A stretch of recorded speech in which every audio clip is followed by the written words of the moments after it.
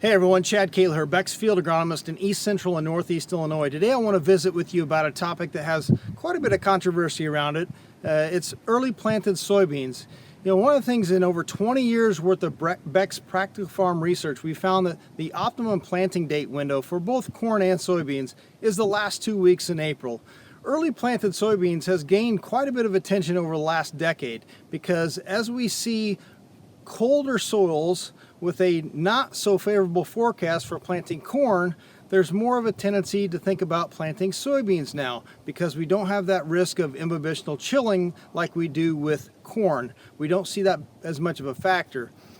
You know, one of the things that I've noticed in years where we do have the opportunity to plant soybeans early, let's say sometime in April, say the first 2 weeks in April, when soils are fit, conditions are dry enough, and we are able to get across that field very well without creating a lot of compaction. Planting those soybeans early and we get a frost or freeze event or multiple events after those beans have emerged, the highest amount of survivability that I've seen is where we have less residue.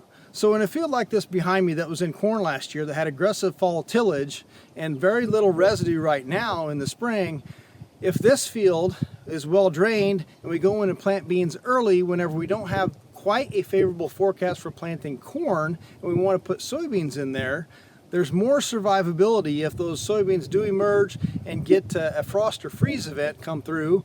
After emergence, we see more survivability of those plants whenever we have less residue.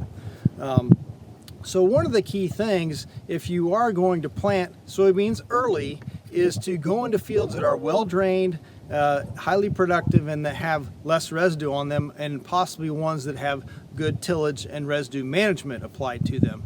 One of the other ways to do that and make sure you're going on to fields that, you know, if they are no-till, which I highly discourage that early planting of soybeans into no-till corn stalks, is if you are going to do that, make sure you're aggressively managing that residue with your planter attachments. Seed to soil contact and getting that residue out of the way is very important for the success of early planted soybeans. We know that there's a lot of potential advantages from planting soybeans early. We know there's a lot of risks associated as well. Node formation, we get more nodes produced from an earlier planted soybean plant, and there's more potential or more opportunity for higher yields. If you want to discuss early planted soybean opportunities or risks with your local Beck's dealer or Beck's seed advisor or field agronomist, give us a call. Thank you very much.